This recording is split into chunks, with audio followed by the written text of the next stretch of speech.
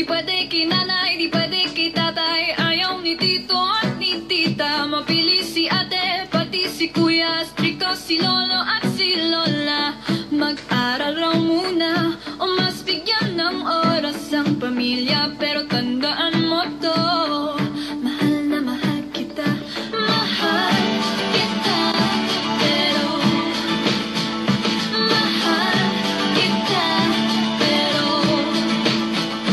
mahal kita, pero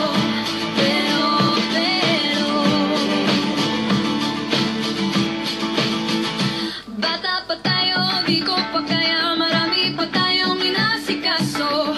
At baka rin posibleng sa iba ka pang magkagusto. Ang oras muna